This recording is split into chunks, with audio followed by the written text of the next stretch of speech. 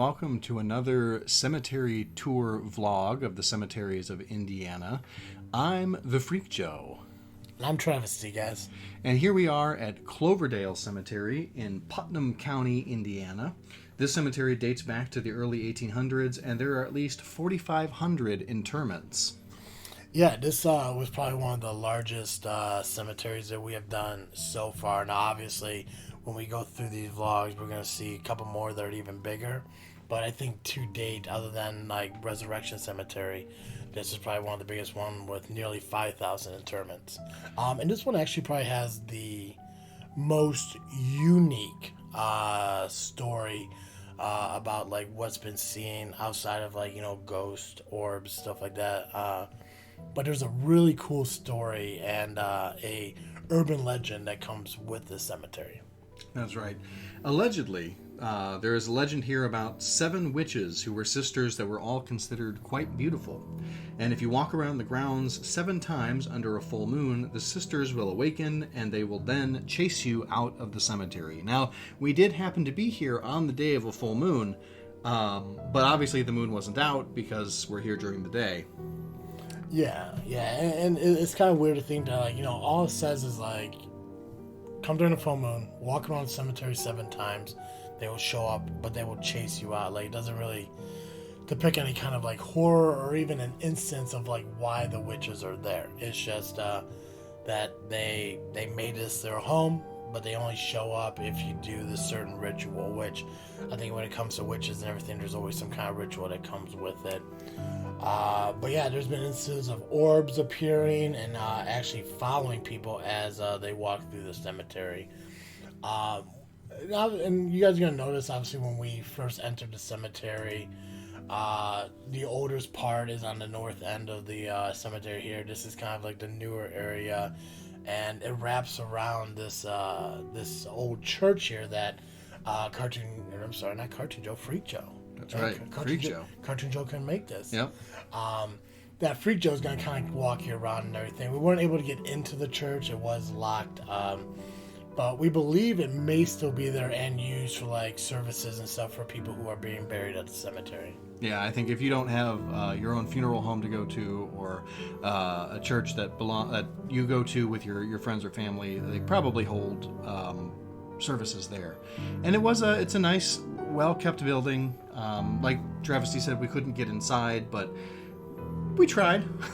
we tried. Yeah. And it is a cool old church with lots of beauty to it, serene. Yeah. I think, like, for those of you who want to know if buildings are unlocked or locked, if you jiggle the handle and it doesn't open up, call it good. Yeah. Call it good. We did mention in the video, obviously, if you guys are watching this vlog over the previous vlog we did, you noticed that we're doing voiceovers of the videos rather than the videos being done in person, and that's for good reasons. That's not your business why at this moment, but we mentioned that if we got a certain amount of likes on this video, that we may actually take a trip back to this cemetery and do the ritual to try to get the ghost to show up. That's right. So I believe it was 250 likes on this one. A pretty easy amount of likes to reach. It's so easy. It's like we want to do this. Yeah. But we gotta make people work for it. Yeah. And we have no problem video vlogging it. We're giving you an opportunity to kind of see the rows of cemeteries here, or cemetery stones, I should say. Again, we're in the newer part. This is probably one of the more unique stones in the cemetery. We get that it's hard to read, obviously, in the video, but it kind of had like a mountain cliff-esque kind of design to it. And obviously one of the bigger ones that were in the cemetery as well. Yeah, kind of a massive stone there. It says hero along the along the edge, excuse me. And I do guess that it probably is a veteran's tomb, or grave, I should say.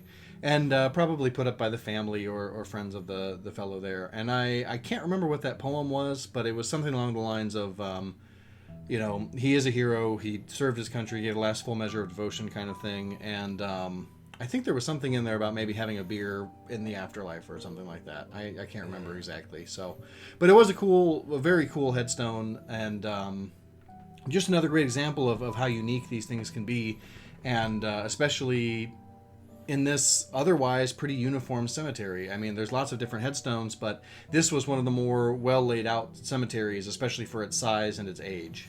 Yeah, and I think the difference in this one and any other one we have seen so far is when you look at tombstones and stuff, they're pretty basic, like in memory of so-and-so's name, so-and-so's date, beloved father, mother, sister, brother, whatever. I've seen more personalized stones as we're driving through here. You're seeing more etchings of scenery, etchings of faces, more designs in like shapes of hearts. A couple of them were actual benches that were the tombstone itself. There's a lot of unique differences in the stones that are in this cemetery as compared to a lot of the other ones we saw, and that's even including some of the much, much larger ones compared to this. So I think it really shows you how, as time goes on and how we evolve from the early years into newer years, how different stones are and how unique people are starting to make them, especially when you're looking at the tombs that are right here. I'm going to call them tombs. I think tombs is right. Yeah, that's good enough. But, I mean, even the tombs are unique compared to what we saw a couple episodes ago at the Mount Hope Cemetery. So, yeah. So this is really just a lot of the other stones that are kind of like, they're like right in the middle of like the newest ones compared to the oldest ones. But like mentioned, we wanted to get an opportunity to kind of check out the church that's centered right in the middle. Redundant, right? Yeah, a little bit. Proper word. Centered in the cemetery that we believe is used during services and stuff. And we kind of do want to take you back and kind of recap some of the older stones that I mentioned were on the north end of the cemetery here. Yeah. As we mentioned, this is one of the larger cemeteries, which is why we're driving around so much. It's just easier. And we really wanted to show the wide variety of styles that were on display for all the different headstones. And you see some back there that are pillars and some that are obelisks, and then you have this giant one that says lane.